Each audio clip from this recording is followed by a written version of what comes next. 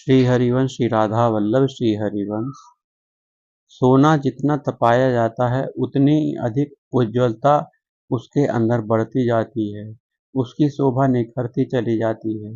वैसे ही हम विपत्ति की आग में जितना अधिक तपते चले जाएंगे उतना ही अधिक हमारे भीतर जो भगवान का दिया हुआ तेज है वह प्रकट हो जाएगा।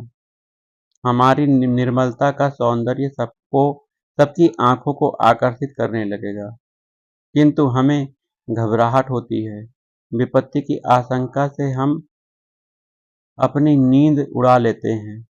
विपत्ति तो भैया आएगी ही, आगे आएगी, पीछे आएगी, किसी ना किसी रूप में आएगी। छोटी विपत्ति भी होगी, बड़ी विपत्ति भी होगी, लेकिन विपत्ति आने की आशंका मात्र से हम बहुत दुखी हो जाते हैं, बेचैन हो जाते हैं।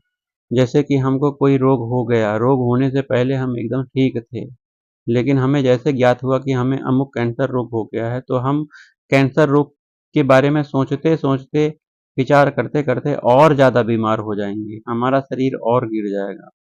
हम विपत्ति की आशंका मात्र से ही अधमरे हो जाते हैं। ऐसा भैया क्यों होता है? क्योंकि हम जगत को, शरीर के सुख को अपना माने बैठे हैं, और ऐसा आभास होता है हमें कि ये सब छूटने वाला है, क्योंकि हम अब मरने वाले हैं।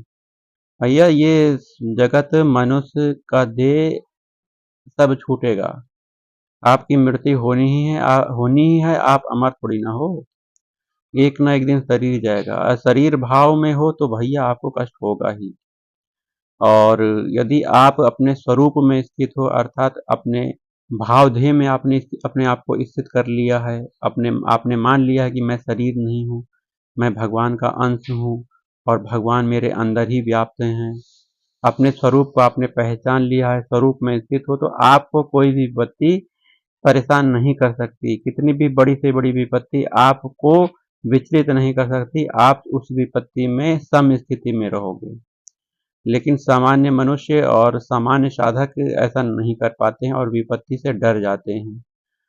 क्यों? क्योंकि फिर से बता देते हैं, क्योंकि उसने अपने शरीर को और संसार को अपना मान के रखा है, और ना शरीर अपना है और ना संसार अपना है, क्योंकि एक ना एक दिन दोनों छूट जाएगा। तो अभी कुछ बिगड़ा नहीं है आप लोगों के लिए। आपको करना क्या है, आप लोग सुबह के भूले हुए हो, शाम को आप घर वापस आ जाओ, भगवान के पास वापस आ जाओ, अपना मुख भगवान की तरफ कर लो, अर्थात भगवान की शरण में आ जाओ, तो सब कुछ ठीक हो सकता है। भगवान की शरण में आकर आप इस दुख विपत्ति से दूर हो सकते हो। और दुख विपत्ति से दूर होना का मतलब क्या है? दूर नहीं होगी विपत्ति, विपत्ति आएगी, सहने की क्षमता बढ़ जाएगी, क्योंकि भगवान आपको बल देंगे, क्योंकि आप भगवान के शरणागत हो गए हो। शरणागत होकर आपने भगवान का नाम जाप किया है, भगवान के हमेशा चिंतन में कर रहे हो आप, तो आपको एक आध्यात्मिक बल प्राप्त होगा। आध्यात्मिक बल, यही आध्यात्मिक बल भगवान की कृपा से प्राप्त होकर आप इस दुख विपत्ति को सहने की क्षमता प्राप्त कर लोगे, और यह दुख व्यक्ति आप आराम से सह जाओगे। जैसे कि आपको हल्का सा कांटा चुभा तो कोई दर्द नहीं हुआ, और जब आप भगवान की शरण में नहीं होगे तो हल्का सा कांटा क्या आपको बहुत दर्द करेगा, फोड़ा बन जाएगा, वो आपको कष्ट देगा। भगवान आपको हमेशा सहायता करेंगे, आप भगवान की शरण में हो, है ना। आपको कोई भी कष्ट होगा, जैसे कि आपको जहाँ आवश्यकता होगी वहां पर आपको रोशनी दे देंगे। अगर आप कहीं भगवान के मार्ग में चल रहे हो, गड्ढा दिख जाएगा तो भगवान आपकी रक्षा करेंगे, गड्ढे से बचाएंगे। अगर भगवान की तरफ चल रहे हो तो जंगली जानवर आप पर हमला करेंगे तो उनसे भी भगवान रक्षा करेंगे, किसी न किसी रूप में भगवान रक्षा करेंगे। अगर भगवान की तरफ चल रहे हो, आपको खूब प्यास लगे तो आप भगवान उनको ठंडा पानी भी पिला देंगे। आप बहुत थक गए हो भगवान की तरफ चलते चलते, भगवान आपको छूकर आपकी सारी थकावट को दूर करके नई स्फूर्ति, नया बल आपको दे देंगे। ठीक ऐसे ही अब थोड़ा सा समय बचा हुआ है, अपने भोगों को बटोर लो, अपने स्वरूप को जानो और भगवान की तरफ मुंह कर लो। सन्मुख होई जीव मोहि जग बही, जन्म कोटि अगना सहित वही। भगवान की तरफ मुंह कर लो, संत महात्माओं की बातों को समझो, गुरुदेव की आज्ञा का पालन करो, गुरु जी की शरण में रहो, भगवान की तरफ मुंह करके और अपने स्वरूप में स्थित हो जाओ। दौड़ पड़ो भगवान की तरफ। थोड़ा सा दौड़ोगे तो भगवान तुम्हें जरूर पकड़ लेंगे। तुम प्रयास तो करो। आप प्रयास नहीं करते हो। आपका प्रयास संसार की वस्तु पदार्थ को पाने की है।